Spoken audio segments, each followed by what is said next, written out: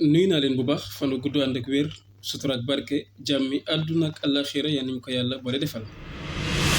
tey ma ñëw ak yéen ci benn point waaye benn point bu am solo comme rek ni ma ko doon defee. point bi li ko tax am solo mooy day jëm ci wàllu dignité personnalité mais surtout ay valeurs d'une manière générale soo boolee ay valeurs parce que lenn li pour nit ki mën ko jëfandikoo bu la fekkul ak yii ma wax nii doo ko mën parce que benn vigilant bi pour nga mën ko am non fa mu fekk la ak valeurs yi nga xam ni moo wuutale nit ak mala vigilance boobu nag moom la jëfandikoo ki ko jëfandikoo su boobaa ñu mën cee jàngate moom la kan dolli ca lañ xamoon ci moom amaana jotaguñ ci woon amaana lañ xamoon ci moom fa mu tolloon ñu mën cee xamaat leneen ci moom lu tax xam dara ci moom di am solo mooy képp koo xam ni yaa ngi war a jëflanteeg moom ci wàllu farata képp koo xam ni yaa ngi war a sóoboog moom ci wàllu loo xam ni dafa sérieux kooku jaadu na nga jéem a xam tuuti ci moom bala ngay jëflanteeg moom loolu dafa am solo mais li ci ëppati solo mooy ñu mën cee jàngate ñun ñu mën cee jàngate mën ci tirer leçon pour bàyyi xel lu mel noonu parce que lim ñuy dal ñun sénégalais yi bari na trop te bu ñu melee nenn ni rek vraiment dañuy dugg ci doyadi te doyadi vraiment lu jar a moytu la daal yàlla nag mooy dimbali nit mais kenn ku ci ne it tàggat sa bopp ak bàyyi xel lu bari dina la dimbali ci lenn li kan moo jëfandikoo jëf jooju may wax ni Bassirou Diomaye Diakhar Faye ci benn émission buñ ko invité woon mais lan moo ma ci soxal ba tax ma indi ko loolu laa bëgg ngeen bàyyi ko xel bu baax loolu laa bëgg ngeen concentré wu ci bu baax mooy lan mooy dañ ko laaj question mais est-ce que dañ ko laaj question rek mu répondre déedéet dafa am lu mu jëfandikoo li mu jëfandikoo balaa muy répondre question bi lan la ñaareel bi mooy lan moo tax mu bëgg a jëfandikoo li mu jëfandikoo balaa muy répondre question bi ñetteel bi mooy lan moo tax mu gëm ni bu loolu amul lay am lii la te bëggul lu mel noonu beneen bi it nag mooy soog a ñëw moom en personne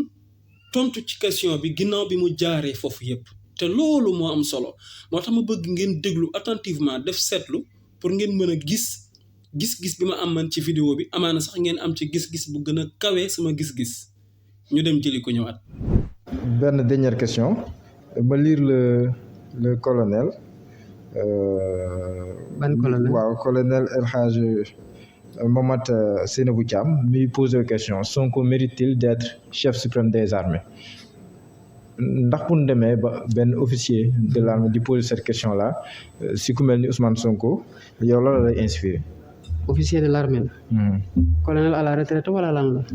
bon c'est juste une contribution bu ma gis nii. léegi qu'est-ce qui prouve que colonel la dara commentaire nga lire. non contribution. fan. mi ngi Sénégal. j'ai pas lu. c'est une question mooy le titre de qui. de la contribution. oui. mais xaw ma réponse am à la fin lan la mën na ne qu'il a dit oui il le mérite mën ma tontu ci loolu nit mën na poser question. def son argumentaire. arriver à une réponse affirmative que oui Sonko mérite bu boobaa lu ma ciy wax. yow wi ngay répondre. non liiruma ko non loolu aw ma ci benn doute ci lay xëy ci lay gont ci lay yëndu ci lay fanaan. on ne peut pas avoir meilleur président aujourd'hui ci li ma jàpp au Sénégal que Ousmane Sonko. ragal naa déglu ngeen li tax may wax te mooy dañ ko laaj xalaatam ci benn contribution ñu wax ni ki ko def colonel la léegi foofu dafa am ñaari njàngat déjà bi ci jiitu mooy ki ko laaj kan la ki ko laaj di Mouhamed Diallo bu Seneweb xam nga Bassirou Diomaye Faye xam na ni Mouhamed Diallo journaliste bu crédible la il fait partie dans les journalistes yi nga xam ni seen métier dañ ko respecté duñu traité lu leerul duñ ci wax duñ ci def mën nañu juum nag mais l'essentiel mooy journaliste la boo xam ni métier journalisme moom fooyewu ko bëgg na lépp lu mu ciy wax mu doon lu ko leer lépp lu mu ciy jëf noonu depuis bi ma koy seetaan ba tey te dama koy baxel nag Mouhamed Diallo mais malgré loolu Bassirou Diomaye Faye xam na loolu ca Mohamed Diallo mais taxul mu sukkandiku ci Mohamed Diallo moom moo ko wax rek mu répondre benn jàngat loo ciy jàngate mooy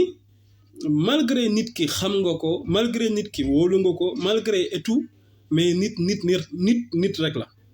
on sait jamais kon bu mu la tax a wax bu mu la tax a def lu dul nga gëstu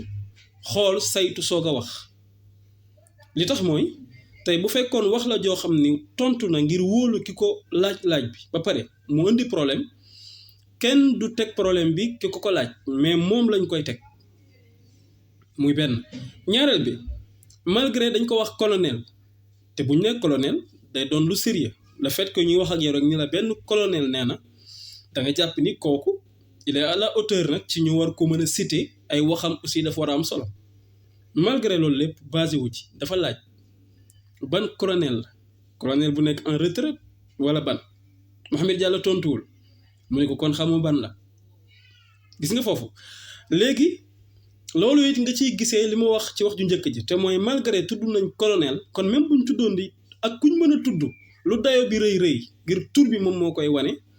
bu mu la tax a wax bu mu la tax a def lu mooy nga gëstu d'abord parce que doo xam lan moo ne ci ginnaaw yenn saay doo xam est-ce que njuumte la ci ki la koy sax laaj doo xam sax yooyu yëpp doo ko xam mu doon lu jara ba xel ñetteel bi li mu wax dafa leer mooy contribution bi ndax loolu titre bi la exemple tey sama vidéo bi su ma ñëwee ma titre ni ndax diw mat na wuutu Ousmane Sonko dama laaj ndax diw mat na ci wuutu Ousmane Sonko mais su ma argumenté gul yow loolu doo ci mën a sukkandiku ci li ma wax noonu pour xam ndax damay saxal wala damay dàkk doo ko xam doo mën a xam ndax damay saxal wala damay dàkk parce que titre moo koy laaj dama ko waxee noonu ngir attirer sa attention dama ko waxee noonu ngir coder li may bëgg a wax nga xam ni boo ci àggul doo ko mën a xam pour mu yóbbe la nga dem àggali ji lan laa bëgg a wax dama ko waxee noonu ngir itam junj la ci li may bëgg a wax